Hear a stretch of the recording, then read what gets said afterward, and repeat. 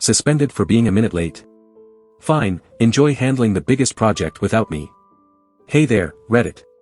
I'm Mark, and for the past 5 years, I've been working at this mid-sized tech company. It's been great, or at least it was, until 6 months ago when we got a new HR manager, Susan. Now, Susan is the kind of person who loves rules a bit too much. She came in with this idea to revolutionize the workplace, but all she did was implement a bunch of unnecessary and strict policies. The one that really got under everyone's skin was her new attendance policy. It stated that if anyone was even a minute late more than 3 times in a month, they'd face immediate suspension without pay. No excuses, no exceptions. This was crazy.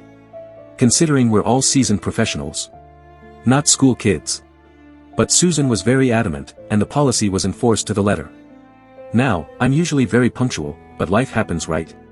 Just my luck, I ended up being late 3 times in 1 month. The first was because of a massive traffic jam, the second was due to a power outage that killed my alarm, and the third, well, I overslept.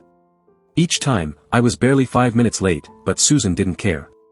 She slapped me with a suspension notice, and I was fuming, but then I remembered something important, our employee handbook.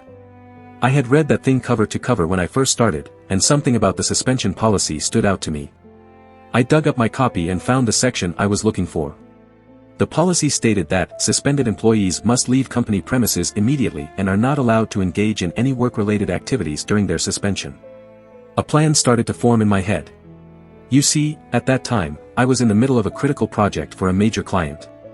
It was a huge deal for the company, and I was the lead developer. Without me, the project would grind to a halt. So, I decided to follow Susan's policy to the letter. The next day, I walked into Susan's office and handed her the suspension notice, along with a printed copy of the employee handbook's suspension policy. I told her, as per the company policy, I will be leaving the premises immediately and will not partake in any work-related activities during my suspension, including the Johnson project. The color drained from her face. You can't just leave the Johnson project, she exclaimed. But I just shrugged and said, company policy, Susan. I'm sure you wouldn't want me to break the rules. I gathered my things and left the office. The fallout was immediate. The project team was in disarray without me, and the client was getting angry about the missed deadlines. The CEO himself called me 2 days into my suspension, begging me to come back. I explained that I was merely following company policy, as enforced by Susan. Long story short, the CEO had to intervene. My suspension was lifted, and I was back at work the next day. The best part? Susan's ridiculous policies were all reviewed and mostly scrapped. She's still with the company, but let's just say her enthusiasm for rulemaking has significantly diminished.